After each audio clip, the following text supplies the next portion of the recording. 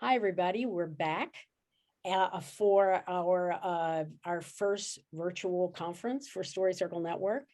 And with me right now, I have Barbara Lynn Probst. I hope I'm saying your last name right. Yeah. Who is a good friend of Story Circle Network at this point. I'd like to say that she was really critical when Liz and I started doing the webinar. She actually volunteered to do the first webinar with us, which was extremely brave, and in the process really helped us and taught us a lot of things. So Barbara, thank you for that and for being here today. Barbara is going to talk, her topic is the building blocks of a story, crafting scenes with purpose and power.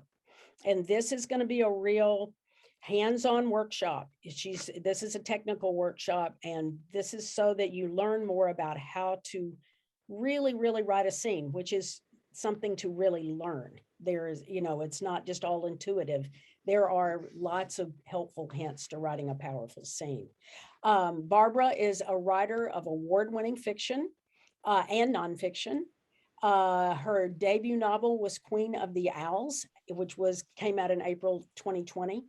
And it's a powerful story of a woman's search for wholeness, framed around the art and life of iconic American painter Georgia O'Keeffe. And Queen of the Owls was a medalist or finalist for 7 awards, including the Sarton. Barbara's second book, The Sound Between the Notes, which came out in April of this year, explores timeless questions of identity and belonging through the unique perspective of a musician, and is the recipient of a starred Kirkus review given only to books of remarkable merit, which is very cool. Congratulations. Barbara has a PhD in clinical social work and is a former researcher, teacher, and advocate. And she's conducted many workshops in many areas and has worked really hand in glove recently with Jane Friedman, who we had a workshop with Jane Friedman too, and that was quite a thrill for us as well. Yeah. So Barbara, I'm going to just let you take it away from here, and welcome. Thank you so much. So I'm assuming that you can hear me and it's all good, right? And you can see my screen, right? Yes. Okay, very good. So yes, just to piggyback on what Lynn said, this workshop is meant to be kind of like a take-home textbook. So it's a lot of exercises and really walking you guys through stuff you can do with your own scenes. So if you brought a scene with you, I'm going to leave a few breaths at various moments where you can try to do it yourself. Or if not, just you'll get a copy of this afterwards, and you can walk through all of these steps and techniques and exercises with your own work. And the reason that I chose the level of the scene is that there's a lot out there about the novel as a whole, the steps and the hero's journey and the arc of this, and on the very biggest macro level. There's also a lot that we focus on at the level of the writing, the micro level, the sentence, the word choice, the rhythm, the voice. But in between is the level of the scenes, which is where the story lives. So that's what we're going to be doing today. And here we go. Okay. So what is a scene? And a scene is actually two things at the same time. On the one hand, it's a self-contained mini story. It can stand alone, like it has its own, as a rising energy where something happens, a discovery, a climax, a choice, a crossroad, something, and then a denouement. And it's also part of a larger narrative, and it has to have a purpose that is relevant to the big story. And one thing you can ask yourself is, if you were to delete that scene, could the story still move forward? And if it could, then that's a big question about whether the scene is needed. We'll talk about that. So it's both its own thing and also part of a whole. And think about, those TV shows that each episode kind of works as a standalone, but there's also an ongoing narrative. Okay, so two things at once. This is like the essence. It has to have a purpose so that something is different at the end than it was at the beginning. Something happens. So what is different at the end? Something external has taken place during the scene. Maybe there was a surprise that created a new challenge for the protagonist to get to her goal. Or maybe there was a new ally or something that is going to help her get to her goal. Maybe something that was going in a certain direction and it reversed. It was taken away, or in contrast, was given. Maybe she discovered something new. Could even be discovered, whether it's happening by, finding a letter, or in her own memory, or she makes some kind of a choice, but something outer happens leading to something that changes on the inside. And it's really important to know that you can't just be all on the inside. It's as if you're watching a play. Something happens on stage, but in a novel, you have the space for it lead to an interior change in the protagonist. And I just give some examples here. Something is seen with new meaning. Maybe a misbelief is challenged. The way that I remember something might not be true. Maybe your motive or your desire increases or is threatened. Maybe there's a higher stakes. Maybe what you were expecting to happen is now different. So all of these examples are internal changes. So you really have to have both an external something leading to an internal change. And so, I want to say, if you happen to bring a scene with you, jot these down, or you can go and do that later. And I also wanted to say, if there are questions, write them in the chat or the Q&A, and we'll talk about them at the end. But I'd like to actually go through all of the steps because they kind of follow each other. Okay, so you got your scene. What's the situation like at the beginning? What happens? And what's different at the end? Now, that seems very obvious, but it's actually can be harder than it looks. And if you're not clear, then maybe you need to add something that was left out. So that's your basic core of the scene. The second thing you need to do in every scene is, what is the one sentence? If that sentence were removed, the scene would make no sense. And I have to show you that I actually do this for every single scene in my book, not after the first draft, but when I feel like I have a pretty good draft. I feel as if the story's there. I'm not yet worried about refining at the level of language. But I just actually brought this notebook to actually show you that I can't really see it, but I print out this little form, and I actually go through and I handwrite, and I find that one sentence. Here's a couple of examples. I'll pay my own way. Screw you, Brian, go back to being dead. But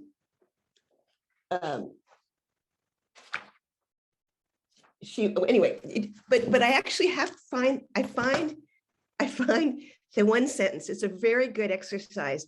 And if you can't find it, then you need to put it in. So you've got that basic outline, beginning, what happens, end. What is the purpose of the scene? And really to write out, to answer that question in writing about every scene. If you find that several scenes have the same purpose, then you might want to condense them or delete one of them because they're redundant. And if you find that there are several purposes to a scene, see what it would be like to split it into 2 or more separate scenes so that each scene has its own integrity. The purpose is not, this is really, really important, simply to impart information that you as author want the reader to have, such as backstory or what she's thinking inside. And it's not your purpose as the author, it's a story purpose. So if you need to convey backstory, memory, opinion, emotions, thought, it needs to be embedded in a scene where something external is happening. And when I mentor new writers, I find that this is one of the most common problems, is that the author wants to convey information, but it doesn't have a story necessity. So there's 3 types of scenes. What I'm calling a plus scene is that at the end, the POV character, the protagonist, is closer to her goal. That's what kind of a change took place. There's a minus scene where she's further from her goal. And then a neutral scene is that there's new knowledge, but we don't yet know if that's going to be moving her towards her goal or becoming a new obstacle. And when I say goal, I'm not just talking about, a thriller, because I write women's fiction where the goals have to do with wholeness or belonging or connection or fulfillment of self. So when I'm using the word goal, it doesn't, and I don't mean it to imply that the goal is external. The goal can be internal, but she has to be moving towards that through stuff that actually happens. So this is another exercise you can do. If you go through each of your scenes, look at the beginning, look at the end. Is this a plus scene where the protagonist is closer to what she wants? Or is it a minus scene where she's further away? For example, she made a poor choice. She lied, she withheld something, she avoided, turned away. For an internal goal, this would be a minus scene. A plus scene, she had courage, she took a risk, she revealed something, she's closer to her goal. Or is it neutral? So if you see that you had 3 minus scenes in a row, you might want to think about having some variety so that there's not the sense of them being a kind of sing-song sort of thing, that there's a feeling that the movement is not predictable, that the movement itself of the story keeps the reader interested because it's not the same thing again and again. So it's a really simple exercise that can actually be very beneficial. Okay, now we're going to look at 7 key elements of a coherent scene, a scene that works, that makes sense, that has purpose and power. And you'll see in a moment, again, that backstory and inner reflection are not key elements. They might be present strategically, but they don't justify a scene's existence. They can enhance it, but in and of itself, that's not a scene. And I give this from my own experience too. The first terrible version of The Sound Between the Notes, the opening scene, was my protagonist standing out in the deck, having a good thinking about her life. And the person who was my mentor at that time, Catherine Kraft, really just said, no, you can't open your book with person on the deck thinking. Something has to happen. So I learned this the hard way. Okay, so these are the 7 elements. We're going to go through each of them in turn, but I just wanted to put them on a single slide so you can get a sense of the sort of linearity as we walk through the reader's experience of the scene. Now, I would say it doesn't mean that you as the author are writing it exactly like this. You might go back and fill in your writing process, but from the point of view of the reader who's experiencing the scene as it moves, I don't know, you can't say in real time, but in story time, chronologically, these are the elements that the reader experiences. Okay, the first one is the opening line, and you can open your scene in different ways. These are some examples. There are probably other ways that I haven't included.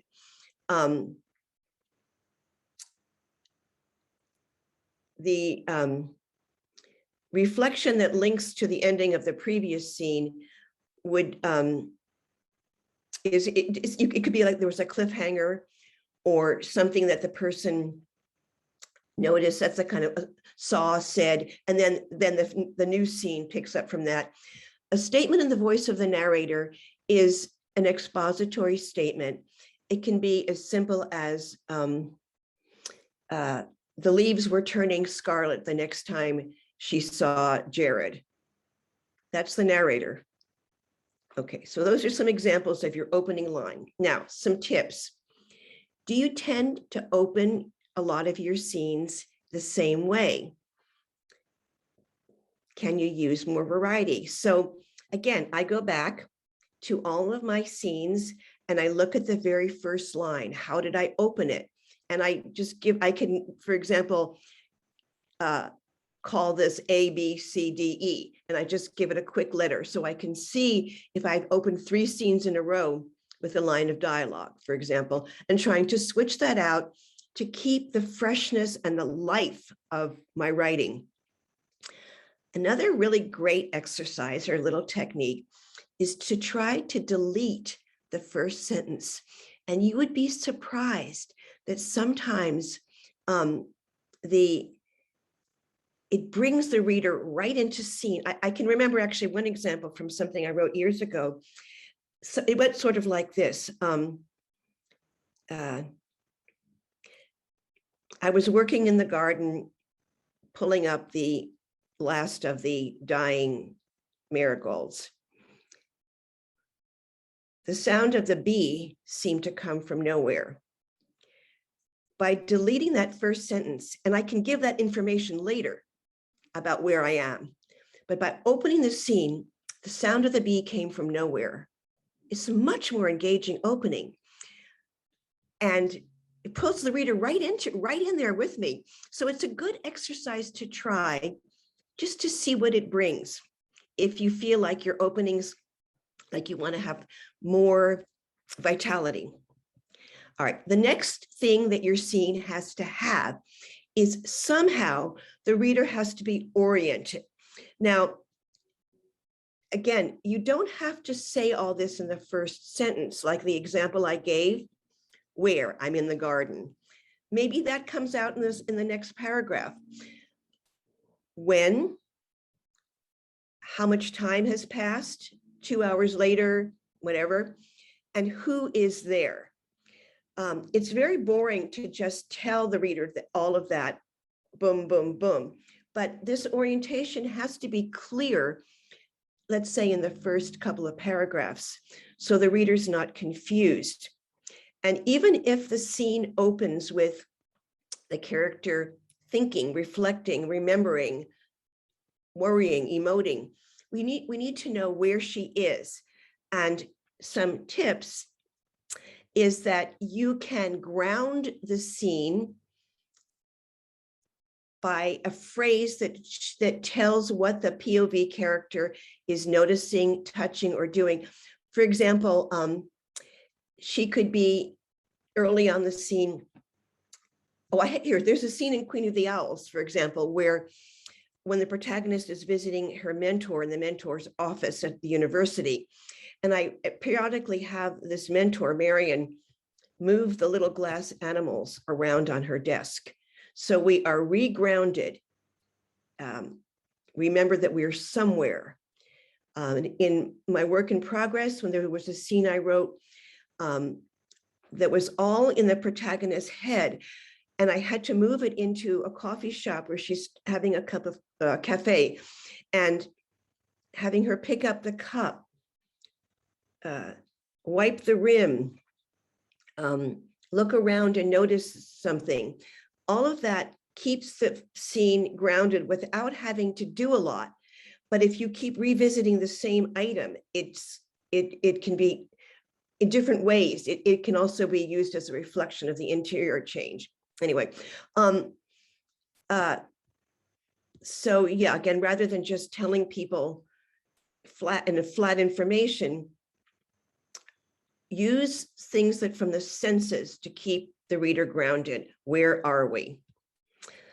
The next element, which has to also happen pretty quickly. So the first three elements, opening line, orientation, and what I'm calling reader seduction, really have to happen on the first page. Something has to grab the reader's interest, seduce her into the scene, and make her want to keep reading. These are some examples. I'm sure you can think of others. It can be something is amiss. Something strange is in the scene that shouldn't be there. A feeling of something's about to happen, or desire. I'm in front of some kind of tension or conflict.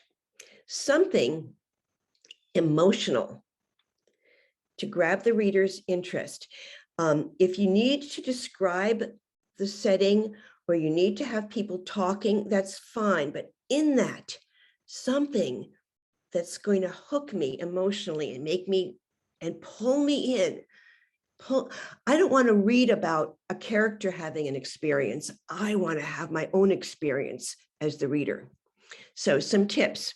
Again, a story relevant question is raised, but no false drama. Don't make it melodrama or make it something that's not going to be delivered until later in the story.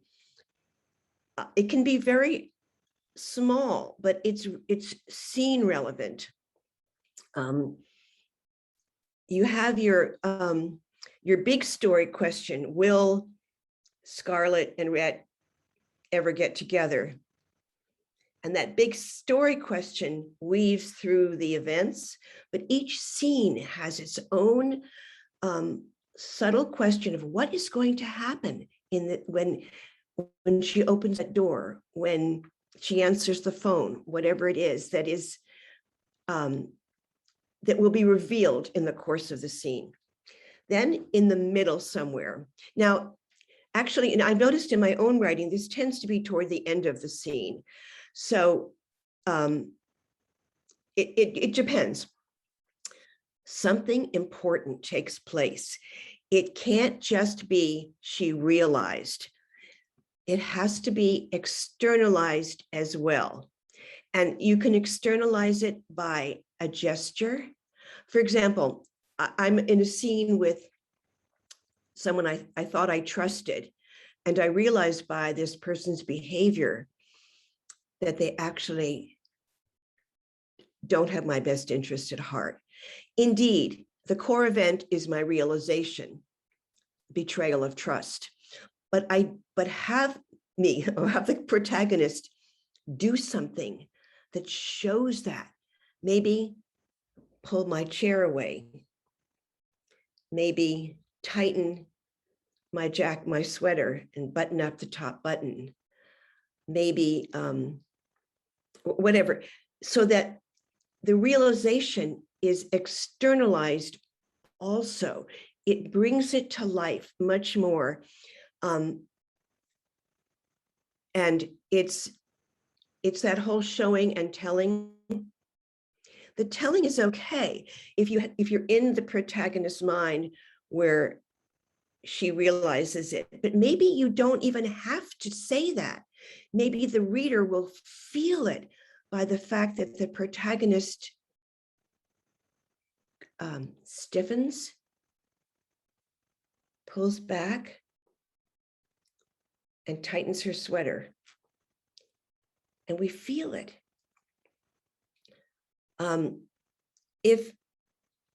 So I think that beware of scenes where the core event is a realization. Okay, again, tips. if you can't decide what is the core event in this scene, it doesn't have one. Or because it has too many, it has too many.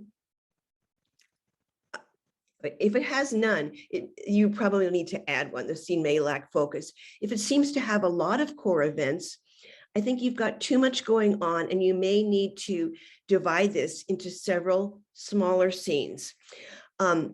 Sometimes there are several core events that are closely related, build, build, build, and then there's a final moment. That's okay. There's like stepping stones to the one that's the most important. But there's the center, the heart of any scene where the change takes place. Okay, within that core, there's this peak moment, and it's a single sentence. It tells us what the core event means for the POV character. That's what I talked about, that peak sentence that you have to find. Again, just some examples. If there is a main event, but there's no one sentence, add it. Again, the same thing. I had a tendency early in my writing, I would say the same thing 2 or 3 times because they were all such great sentences and I couldn't pick one. You're going to have to be merciless. Overwriting is irritating. Trust your reader's intelligence. If you've put in those sensory details, those observable, living, vivid elements, you only need to say it once. The reader will get it. We really need to assume that if the reader is fully engaged, she doesn't need us to hold her hand and tell her everything that's happening. Okay, scene ending. Typically, it's either, I'm calling it an echo or an inversion. An echo means that it goes back to the beginning, reaffirms, escalates, repairs, restores. I'll give an example in a moment. Or inversion is a reversal. Something is diminished, set back, undone. So that your opening and closing words belong together like bookends. And I'll give you a couple of examples because I think this sounds kind of obscure or theoretical. In my work in progress, there's a scene where the protagonist goes to the studio of the male lead, and she had been wearing this knitted headband, and she takes it off, puts it on the table. At the very end of the scene, she picks up the headband, puts it back on. Now, there's a meaning to that, but the headband is the external object that is bookending this scene, helping to keep it together coherently. It can be a phrase, it can be a gesture. It really helps, and it's subtle. You don't want to hit the reader over the head with this constantly, but it creates this feeling of closure. If it's an undoing, a very easy way is that the person enters the cafe at the beginning and leaves at the end. Closure. Is there another way through a phrase, through to show the shift in power, through the fact that the ending wraps up and completes the scene? So if you feel that the ending and the beginning have no connection to each other, try adding a gesture or phrase or object as I was giving in that example. If the whole thing seems like fake, maybe you're not ending the scene in the right place. Maybe you're ending it too late or too soon. So that's always very important. And that leads us actually to the next one, which is the reader retention, which is a little coda. Yes, the scene has an ending, but there's also a little something, or maybe not, something signaling that there's more to come, like a fragment of memory, a premonition, a vow next time I'll never let that happen again.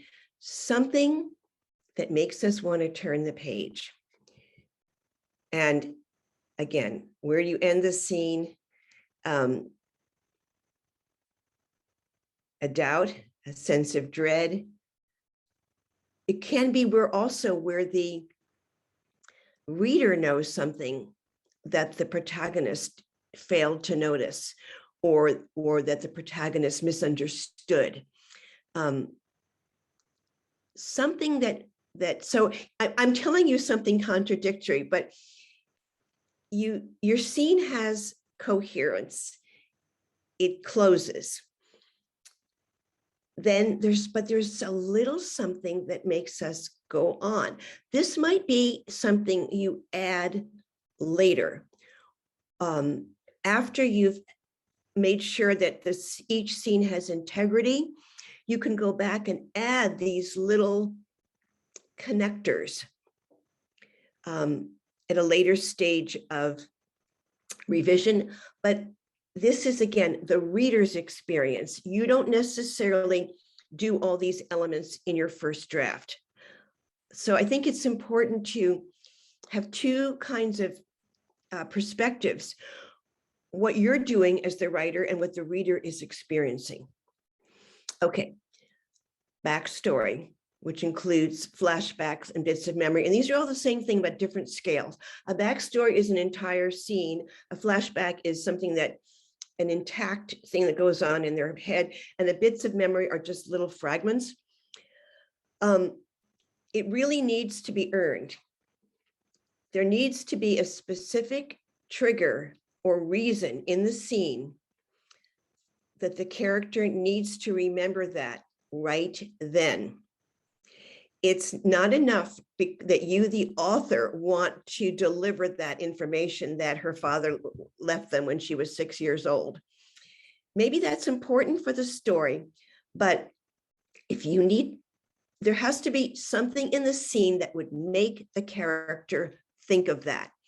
And also, wait, why is that information needed right then in order for the story to move forward? One of the biggest tips, and I can't remember if I have it on the next slide,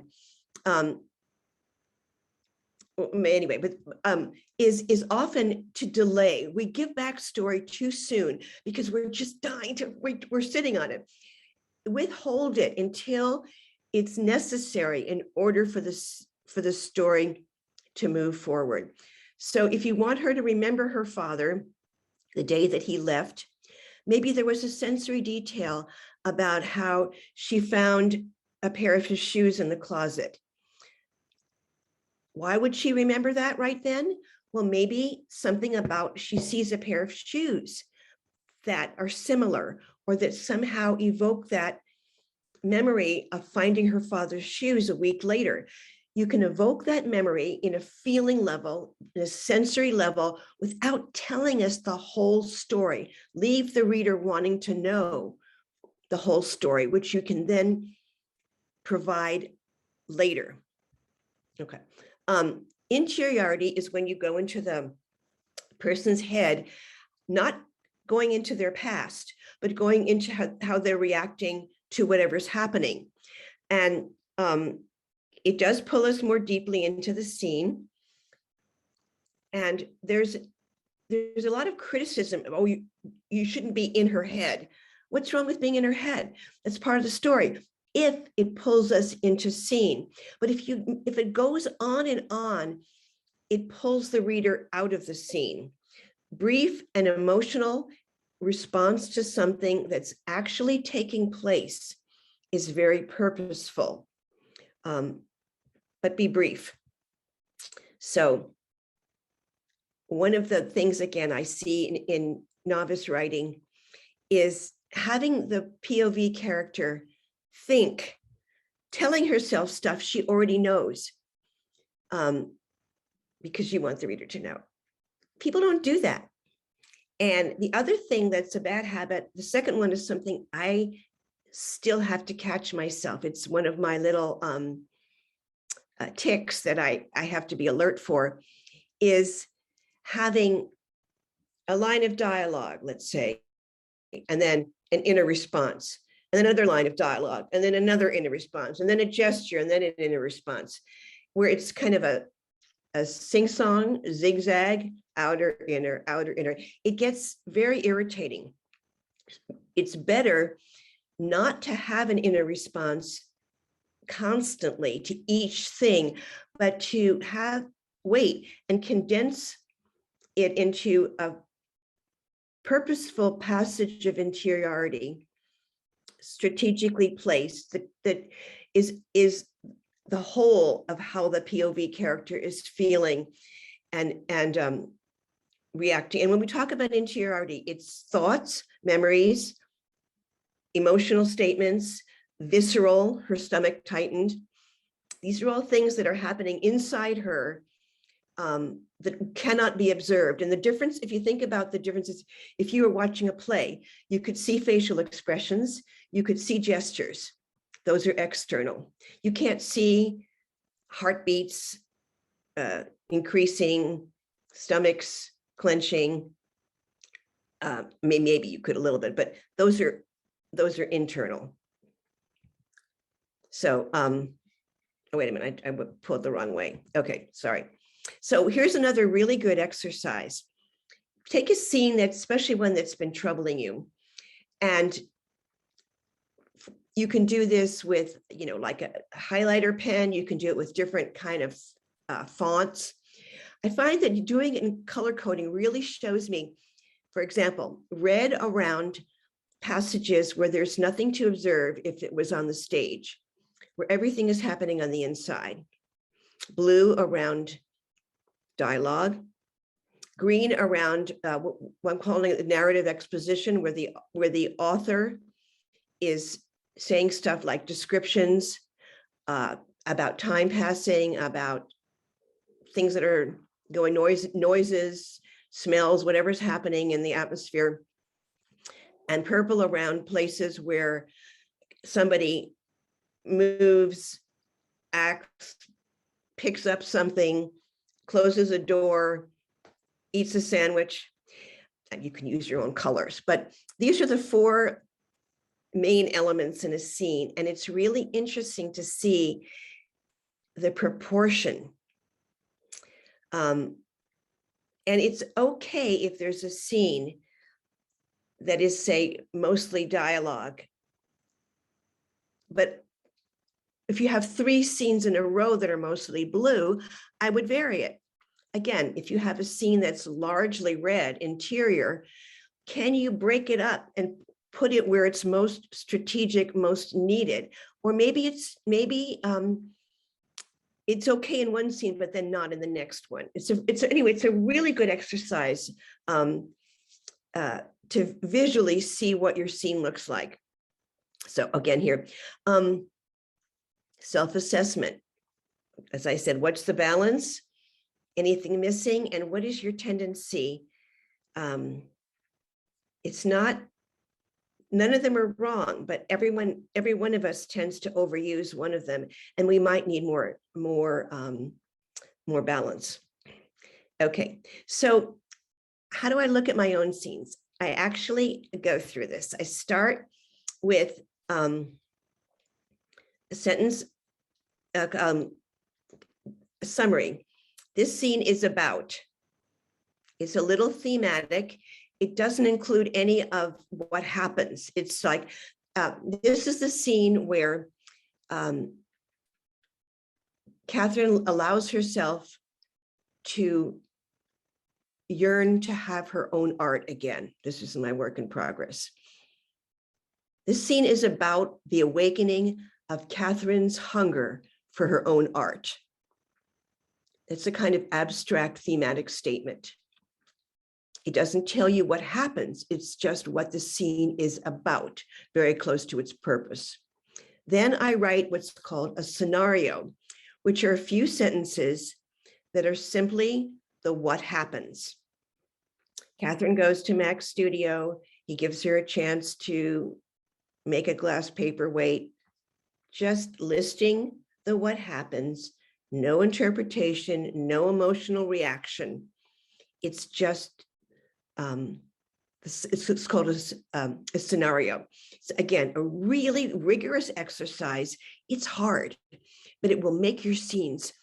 You'll know what each scene is about if you do this. Then I look at the scene in the context. So this one is the scene as a standalone, as the Seinfeld episode of the week, the standalone mini story. Now I look at the scene as in its second purpose, is place in the whole. A good exercise is to take the scene out of order. You can print them, so that each is, starts on its own page and whatever, and print it and look at them. Actually, a good technique, this is one I stole from Donald Moss, is if you go back to these scenarios, you write each of them on an index card. And then you throw all the cards up in the air on the floor and look at each one separately and see if it's needed in the story, but without doing all that. But you anyway, you can look at it. If you look at them out of order, it really helps. Look for threads that connect scenes. Which of them are emotional turning points?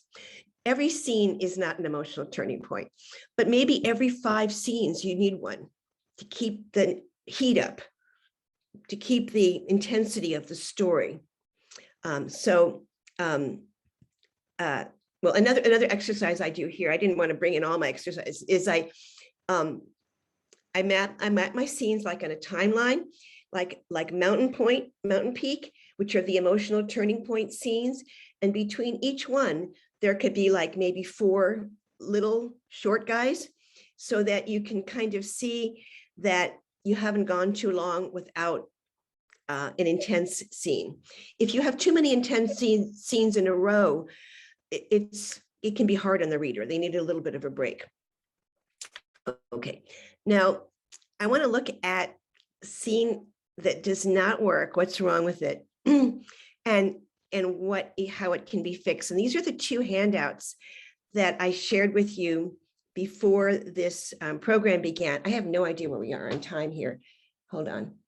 Oops, I better start fast. Okay, this, I think in the interest of time, maybe I'll just, do we have a lot of questions?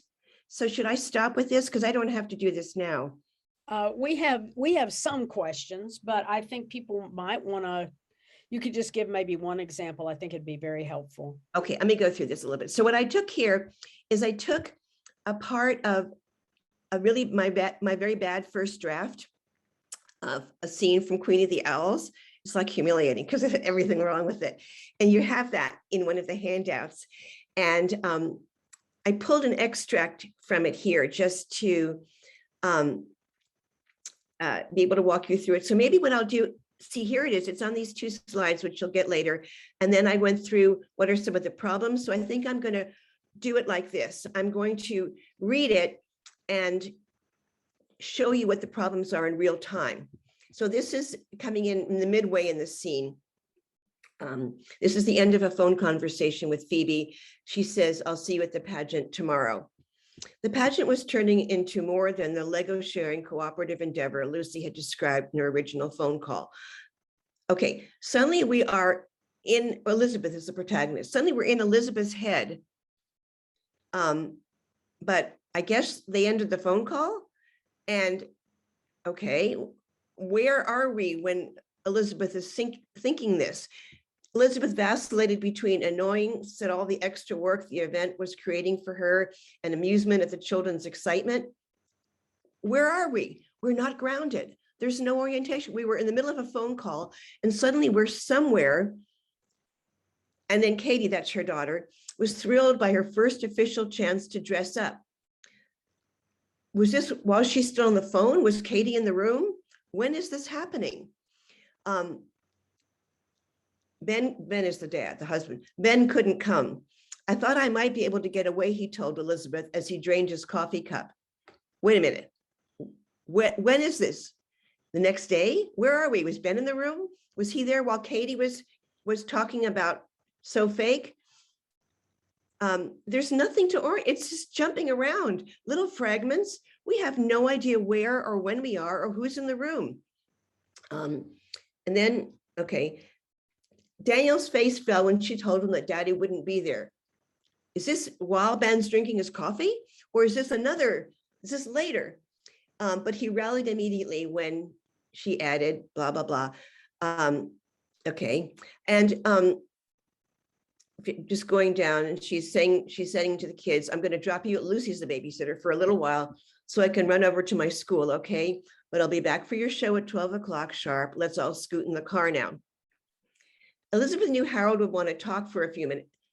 This is her mentor. Again, we don't know where we are. This is like, I want to show you how bad my first draft was. So again, we're never grounded in scene. There's an implied shift as Ben drains his coffee cup. Is it the next day? When is she telling Daniel, et cetera, et cetera? We're just, everything's morphing into fragments. And so there's no scene here. Another problem is that we don't know whether it's Elizabeth thinking things or whether it's the narrator telling the reader. What is the point of this scene? What's the peak sentence? What actually happened? What's important here for the reader to know in terms of the story movement? One of the things that I did to fix, you'll see in the handout, the scene that was ultimately published, which is about 1,000 times better. And one of the things that I did to help it, was just very concrete. I had started in the beginning about the daughter who is going to be dressed up as a snowflake. She keeps saying, so fake, so fake. She's 2 years old. And Elizabeth is starting to freak out because she thinks her daughter's calling her a fake, which is how she feels.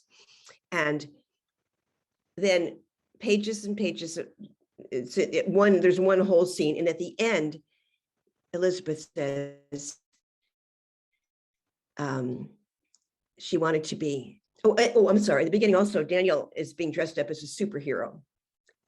So at the end, she says something about being a good mother, not a superhero, not a fake. So her interior resolution at the end uses the same images that occurred at the beginning of the scene to tie it up. And we know that the purpose of the scene was to solidify something about her restoring her commitment as a mother. It's clear, beginning and end are related. There's one time and place. There's one essential element. Okay, so you'll see on the handouts much more detailed. And I think if you can apply these principles to some problematic scenes of your own, you'll find that it really gives you just a lot of tools. And I would be, here I am. And of course, those are my 2 books. But if you, I really like, I used to teach college. So I'd be happy to hear from people. You can email me through my website about discoveries, anything that was in this PowerPoint that was really helped you. That would be so cool. And I will use some of your examples the next time I present this workshop, not with your names, but I would love to use other people's examples and not just my own. So that would be a fun thing. Or if you have questions, I'm very open. Please write to me. And let's go stop the screen share. And okay, I'm sorry I talked so much. Okay. No, that was wonderful, Barbara. And there are lots and lots of comments here about how helpful this is. And then somebody wrote, oh no, I need to go back and now I feel like I need to go rewrite my entire book. And I wrote, laugh out loud, me too. So You know, it's but you know what? That is the best thing, like not to be discouraged, but to feel like, oh, I see what to do. exactly It's right. so empowering, Well, really and someone empowering. else wrote, I'm not skimming down because I've got a place where I have a question, but somebody else wrote, this is the first time that I have ever had this laid out like this in a way that I could actually see, and now I can go back and work on a book that I started a long time ago. That's great. I mean, this is stuff I learned. I just put it on. I mean, nobody taught me that. I learned, you know, like Hmm. through No. making through bad writing. Well, and I had to laugh. I appreciated your willingness to share your terrible first draft there. And thank you for having a good sense of humor that you can do that, because I think it makes all of us feel a lot better. Oh God, it was so bad. The whole thing was so bad. But That let's gives have a few. everybody some hope here. Let's Let have a me few ask questions. some of the Yeah, questions that yeah, people have. yeah. Tina Games asked, is the core sentence the same as the arc in the scene? Well, it's the peak moment. And by the way, an arc, it's not like, you know, the bell curve that you think of it being like that. When we talk about a scene arc, it doesn't have to be like that. It can be like, whoop, you know, it can be anywhere. Often it's closer to the end, but it's the one sentence that really expresses it. And if you took that sentence out, something would really be missing. That's all I can say. Try taking different sentences out and see which one. It's a good exercise. You'll find it. Okay, very good. Kelly Wise wanted to know, where does foreshadowing come in a scene, for example? Yes, that's very good. I didn't mention that. It's a kind of interiority and well, like I would use the foreshadowing, that dread or something like that through an external object that you can then bring back later. If it's all in her head, the reader won't remember. But if there's something external, like something that doesn't look right in the scene, or even she noticed her glasses were crooked, and it's something external that accompanies that sense of that you want the reader to drop a pin and remember this. Also, with foreshadowing, you probably have to do it more than once. I would do it a couple of times, spacing it out, using the same object or image, so that when the real thing happens later, Mhm, there's this kind of like, oh man, I should have seen that coming. mhm. Okay, very good. Mary Welker Haddock asked, do you do this after you've completed the first draft or while you're writing the scene analysis? Oh, no, you have to just get it on paper first. Okay. Don't overthink it when you're doing it, you know, but then, I mean, this is something at different stages of revision. I think, I mean, at least for me, I don't like map everything. I have a general outline, but it expands, it lives as I'm working. Okay, very good. Let's see, Linda Cox wrote, this was so helpful. I am just beginning my writing and thinking about one scene I've written. I actually did some things right. So That's a good feeling. she said it's very affirming. Oh, And that's great. Tina Games wrote, I love the font on your book cover. I'm a visual person and it really draws me in. Oh, may I make you say something? This is my little commercial, like if I'm allowed. If you want some examples, I mean, this is like, you buy one of my books. No, I mean, seriously. And they're both, you know, I mean, they won a lot of awards, and Queen of the Owls was the Silver Sarton medalist, and I applied the new book for the next year. You can look through some of those scenes and you can see exactly what I'm talking about. It's actually my mentor, Sandra Schofield, says, read writing where they do it well. You can learn by analyzing scenes that work and applying this template. You'll see a lot of that very clearly in some of the scenes there. So if I can do that little plug for myself. Absolutely. That's part of the thing. And I see that Liz put in the chat the version 1 and version 2 of the scene. Oh, Yeah, yeah. that we sent. And again, we will send out the slides later in the week. Yeah. I see, I have another question. Susan Schmoke said, addressing writing on the scene level is so much more manageable. This was a presentation full of useful process ideas. Thank you so much. I was really struck by withhold backstory until it's necessary for the story to move forward. That is every writer struggles because we want to tell the reader what we know. And let the reader be dying to know. Right. Dying to know, right? And also you don't have to tell it all at once. Yeah, spread it out. And the other thing that you said that I totally agree with is trust your reader's intelligence. And I was thinking about that I think Agatha Christie only had one mention of a clue for any clue, didn't repeat the clue. And so it was sort of like, well, I just trust you that over time you'll pick it up, or you'll in the end it'll congeal and you'll go, oh, why didn't I realize that? That's yeah, definitely. But I mean, just less, if you see yourself saying the same thing because you want to make sure that you made your point, just say it once. Say it once. Don't overwrite. Don't. Yep. That's another thing. I have struggled with overwriting. I mean, I'm 1,000 times better now, but that was one of my problems. Anyway, any other practical questions? Let's see. I have another. No, mostly these are all just accolades. I've learned so much. Thank you so much. Lots of good information. Jan, I think it's Marquette. I think that's how you said it. I'm sorry, Jan, if I'm butchering your last name. Oh God, I need chocolate. No, listen, and this is a huge process.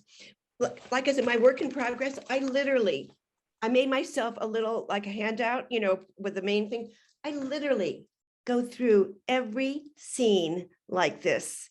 And then I see, and then when I fix it, it's so much better. I'm so happy because like sometimes, you can't see your own stuff without a sort of map. And I think your mountain peak and then the things in between. Yeah, that's another thing. Also, really helpful visual of how to do that. And I loved the whole idea of color coding, so you get a sense of what you're overusing, because we all overuse something. Yeah. In the way we're writing. So I think all of that is just super, super helpful. And I want to say one other thing. You'll notice that I hand wrote all this. I mean, there's something about handwriting this stuff that slows you down and makes you really see. I don't, and like drawing colored boxes around a printed scenes. There's something you can't always do. You don't see on the laptop. It's a weird thing, and it's really worth the trouble and maybe there's just certain scenes that aren't right. So I would start with the ones that you deep down in your gut aren't good, and start with those because the path will be more clear. Exactly. No, I think that'd be a great idea. And also the whole idea of pacing, like you're talking about, having, the different kinds of scenes. So, because I think these are all the things that when we're working on a long piece, on a novel, it's very hard to get the pacing right. And so I think that that's a really, really great technique. Jeannie Guy says, have you considered writing a how-to book for writers? There's so many of those out there. Not at the moment, but it's I really again I would encourage you. I mean, when you read the example from Queen of the Owls, you'll be amused if you buy the book to see how that fits in the narrative as well. It's very interesting to look at that. But don't get over. I gave you a lot of exercises. Don't feel you have to do all of them this week. Yeah, this is a process. This is not something that is quick. We understand that. Yeah. Now, there is one more question, and this will be our last because we're going to Yes. wrap up now. Yeah. This is from Lucy Arcand, and she says, should we consider every part of the novel as scenes, or is there writing which does not fit into that definition? Sounds like a dumb question, I know, but. No dumb questions. But unless well, you have chapters, right? And if you're writing fiction, everything is happening is a story. So if you are not writing scenes, if you're writing chapters, I would really look at where the breaks are for different time and place. That's a scene. New time and place would be a new scene, and or new different characters are in it. Just make a little space. A chapter is a whole nother topic because sometimes several scenes are bundled in a chapter that has an overarching theme. But if you have that, just look at your chapters and see where there's a different time and place or cast of characters, and look at that unit. You might have a couple of pages that are just narrative exposition, which is not really part of a scene. However, where you as the narrator are giving the story of the family history or the description of the town, that's a certain style of writing. So there could be, yeah. Okay. There could just be narrative passages that are not part of a scene. That's yes, there could be. They're usually connective tissue. Right, exactly. All right. Well, thank you, Barbara. That was excellent. And we will send you some of those responses so that you feel good, because you are going to feel good when you let's see, thank you, change of time, place, and or character, exclude narration. Thank you. I think that was in reference to the question before. Yeah. She was just making notes. Right, exactly. Okay, so we are going to thank you very much.